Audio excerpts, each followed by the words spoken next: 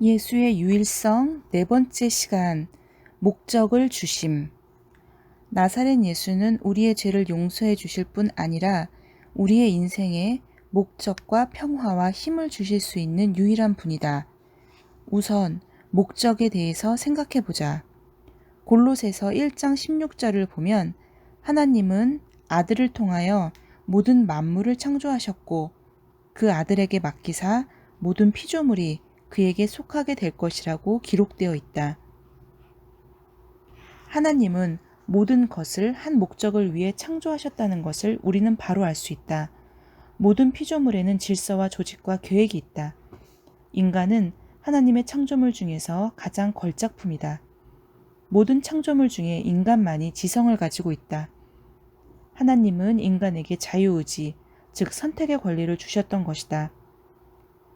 하나님에 대하여 예 또는 아니오를 말할 수 있도록 창조된 것이다. 최초로 사람들은 아니오라고 말하기를 택했다. 아니오라고 말한 사람들은 생애에 대한 하나님의 계획을 알 수가 없다. 어떤 건축 청부업자도 건축 기사의 청사진을 참고하지 않고 아름다운 건축을 세운다는 것은 생각할 수 없는 일이다. 우리 인간을 큰 목적을 위해 창조하신 위대한 건축 기사에게 먼저 우리 인생에 대해 의논하려 하지 않고 우리의 뜻대로 삶을 살아가려는 것은 얼마나 어리석은 일이겠는가. 성경은 여호와께서 사람의 걸음을 정하시고 시편 37장 23절 우리가 알거니와 하나님을 사랑하시는 자 곧 그 뜻대로 부르심을 입은 자들에게는 모든 것이 합력하여 선을 이루느니라. 로마서 8장 28절 고 말한다. 당신이 하나님께서 원하는 존재가 되고 하나님께서 원하시는 일을 행하면 큰 축복이 따른다. 하나님은 큰 징계의 막대기만을 들고 우리 위에 서 계시는 분이 아니다. 그는 모든 창조물을 지배하는 법칙을 정하셨다. 그래서 사람이 중력의 법칙을 범하면 그 결과를 치르게 되고 고통 법규를 위반하면 벌금을 지불하게 되듯이 우리가 하나님의 법칙을 범하는 그 결과를 치러야 하는 것이다. 교통 법규를 위반하면 자기의 생명뿐 아니라 다른 사람의 생명까지도 위태롭게 한다. 우리는 하나님의 법칙을 깨뜨리지 못한다. 그 법칙들이 우리를 지배한다. 결혼을 예로 들어보자. 1979년의 통계에 의하면 2359쌍의 결혼한 부부 가운데 1170쌍이 이혼으로 끝났다. 거의 2쌍 중에 하나꼴이 아닌가? 이 수치는 1981년 6월 22일자 US 뉴스 앤 월드 리포트지에서도 확인되었다. 그러나 부부가 다 그리스도인으로서 매일같이 성경을 읽고 기도를 드릴 수 있는 가정 재단이 있는 부부의 경우에는 놀라울 정도로 안정된 결혼 생활을 하고 있음을 알 수 있었다. 이러한 사실을 안다면 어느 누가 감히 그리스도 없이 결혼하는 도박을 행할 것인가? 어떻게 그리스도가 그렇게 큰 차이를 만들어내는지 나는 도저히 이해할 수가 없다 라고 말하는 사람도 있을 것이다. 대답은 간단하다.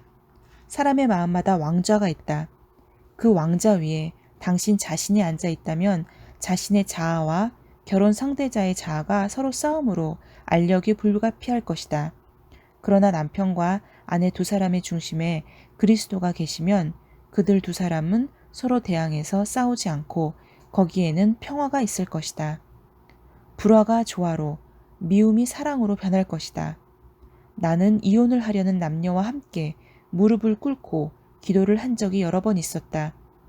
그들의 생활은 무질서하여 불안했고 그들의 가정은 알력과 불화의 장소였으나 그들이 예수 그리스도께 그들의 생애를 맡겼을 때 그들의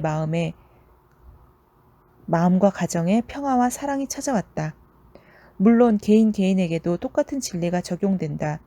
왜냐하면 어느 누구도 그리스도 없이는 완전해질 수 없기 때문이다.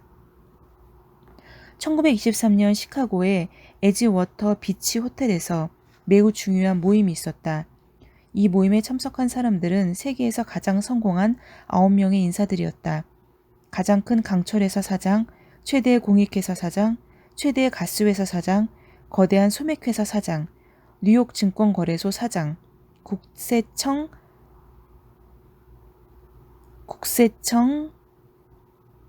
국세청산 은행장, 윌스트리트의 가장 큰 주식 판매자, 특허공사 사장과 정부 강요 한 사람이었다. 분명히 여기에는 세계에서 가장 성공한 사람들, 적어도 돈 버는 비밀을 아는 사람들이 모였다는 사실이었다. 그러나 25년 후에 이들에게 어떠한 변화가 일어났는가? 강철에서 사장은 파산하여 죽기 전 5년 동안은 빚으로 살다가 죽었고, 공익회사 사장은 법정으로부터 도망다니다가 외국에서 돈 한 푼 없이 죽었고, 가스회사 사장은 정신 이상자가 되었으며 소맥회사 사장은 많은 부채를 지고 외국에서 죽었다. 또 뉴욕 증권거래소 사장은 싱싱 형무소에서 겨우 풀려나왔다. 정부 강요였던 한 사람은 특사로 추록하여 집에서 죽었고, 윌스트리트의 가장 큰 주식 판매자와 특허공사 사장, 그리고 국세청산은행장 등 세 사람은 모두 자살로 일생을 마쳤다. 이 사람들 모두가 생계를 이어나가는 기술은 알았으나 아무도 참 사는 법이 무엇인지는 알지 못했다.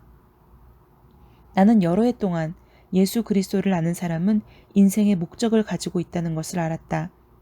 그리스도를 모르는 사람은 거친 바다 위에서 닷도 없고 키도 없이 물결 치는 대로 떠다니는 배와 같다.